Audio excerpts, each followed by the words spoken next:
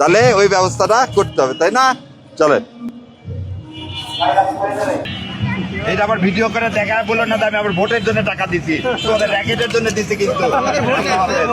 ঢাকা 15 আসনে জামায়াতে ইসলামীর পক্ষে প্রচারণার সময় এভাবেই এক পান বিক্রেতার হাতে 1000 টাকার একটি নোট গুজে দেন সুপ্রিম কোর্টের আইনজীবী ব্যারিস্টার ASM শাহরিয়ার কবির। এমন দৃশ্য সামাজিক যোগাযোগ মাধ্যমে ছড়িয়ে পড়তেই শুরু হয় ব্যাপক সমালোচনা। আত্মপক্ষ সমর্থনে নিজের ফেসবুক পেজ থেকে দুটি ভিডিও পোস্ট করেন শাহরিয়ার কবির। জুলকারনাইনের মিথ্যাচার ক্যাপশনে পোস্ট করা ভিডিওতে দেখা যায় ব্যাডমিন্টন র্যাকেট কেনার জন্য শিশুদের টাকা দিচ্ছেন তিনি।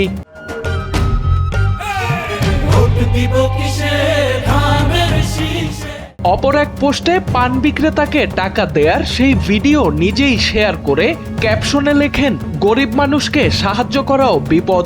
পরে নিজের কর্মকাণ্ডের জন্য ক্ষমা চেয়ে আরেকটি পোস্ট করেন শাহরিয়ার কবির। পোস্টে লেখেন, সারাদিন বেচা বিক্রি না হওয়ায় মানবিক বিবেচনায় ওই বিক্রেতাকে তিনি দান করেছেন।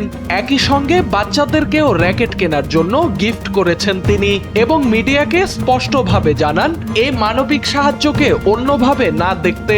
পোস্টে জুলকারনাইন সায়ের খান এবং কয়েকটি গণমাধ্যমের নাম উল্লেখ করে তিনি অভিযোগ করেন তার মানবিক সহায়তাকে উদ্দেশ্য প্রণোদিতভাবে ভিন্ন খাতে প্রবাহিত করার চেষ্টা করা হয়েছে।